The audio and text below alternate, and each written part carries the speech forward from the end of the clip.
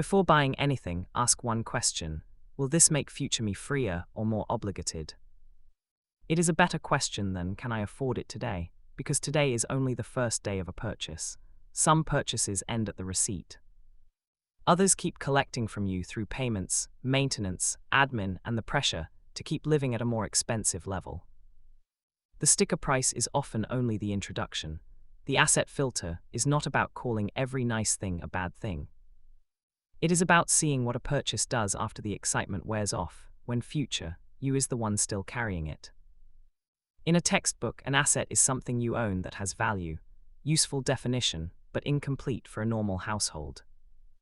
A purchase can have resale value and still make your week, budget, and choices feel much smaller. For everyday decisions, think of an asset as something that returns money, time, safety, skill, or choice. It does not need to pay you every Friday. It needs to make the future less fragile rather than more demanding. The clearest assets are financial. Savings, investments, and reducing expensive debt can create more room later. They are often quiet and boring at first, which is exactly why people underestimate what they are building. An asset does not have to be locked away for decades. Cash you can reach in a real emergency can be one of the most useful assets because it stops a bad week becoming high-cost debt or a desperate decision. Then there are tools. A reliable laptop, practical work equipment, safer transport, or training can be worth more than their resale price when they help you earn, solve a recurring problem, or protect your energy. Joy belongs in the picture too. A meal, hobby, gift, or trip can be a good purchase when it fits your life and ends honestly. Not every dollar needs to become an investment to be well spent. The problem is an obligation pretending to be an asset. It may look impressive, but it makes future. You work harder just to keep the same picture intact. That is status debt wearing a nice outfit. This is why the category can change after you count the whole cost. A purchase that appears manageable at checkout may be an obligation once its finance, maintenance, and attention are included in the same picture. Start with the freedom question. If this purchase works out exactly as planned, does it leave you with more ability to change jobs, handle a repair, move home, rest, learn, or say no to bad pressure? Then ask the obligation question. What will future you need to keep paying, maintaining, organizing, upgrading, or defending? A purchase is not automatically wrong because it has a cost. Hidden costs are what make choices dangerous. A car can be a tool when it gets you to work safely and reliably.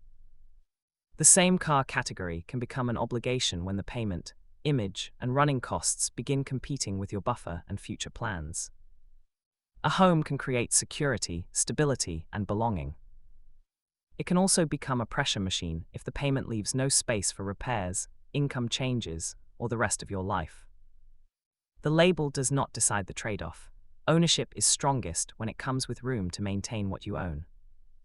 If every repair becomes new borrowing, the asset may still have value, but the household experience can feel more like a permanent obligation. Education can be a powerful tool, but only when it connects to a real opportunity, skill, or change you plan to use. Borrowing heavily for a vague promise deserves the same honest filter as any other purchase. Think privately about your last meaningful purchase. Did it give you more options, more capability, more rest, or real joy? Or did it mostly give you a new monthly minimum to protect? For a practical tool, use the tool test. Does it solve a repeated problem? Will you use it often? And does it return time, income, safety, or energy? The more clear yes answers, the stronger the case. For joy, use the honest joy test. Can you pay for it, enjoy it, and let it end without borrowing from next month? Joy becomes much easier to enjoy when it does not pretend to be something it is not.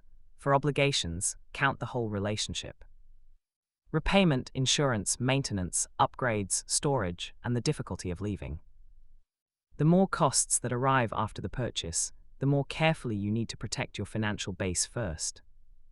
Status spending makes the filter harder because it promises a feeling of arrival.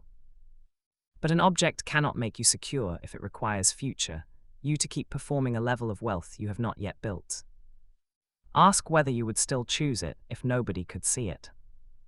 The answer does not have to be yes. but it reveals how much of the price is solving a real need and how much is renting approval. Run every major purchase through an ordinary month. If it only works when overtime, bonuses, and perfect timing continue, it is not a source of freedom yet. It is a risk with good lighting. Also ask how easily you can reverse the decision. Can you sell it, pause it, reduce it, or walk away? The ability to change your mind has value, especially when life changes before your plans do. This is where wealthy habits often look backwards. They give money a future job before lifestyle expands. A buffer, debt payment, or automatic investment can claim part of a raise before a new obligation learns to claim all of it. Automation matters because lifestyle expansion is fast. Once a higher income becomes your normal spending level, redirecting part of it later can feel like a loss. Moving first protects the choice before the new default arrives. You do not need a dramatic investment plan to begin. One automatic transfer, one expensive debt payment above the minimum, or one named buffer can be the first asset in a more flexible life. Give the money a name. An unnamed balance can feel like money you are not allowed to use. A named buffer makes the trade-off visible. This purchase is competing with repair freedom, career choice, or a future home. Naming a fund does not mean you can never touch it. It means you know when spending it is doing its job. A repair buffer used for repair is not failure, it is the asset proving why it exists. The filter is not a scorecard for becoming perfect. If you demand that every purchase become productive, you will eventually rebel against your own plan. A healthy system leaves room for joy on purpose.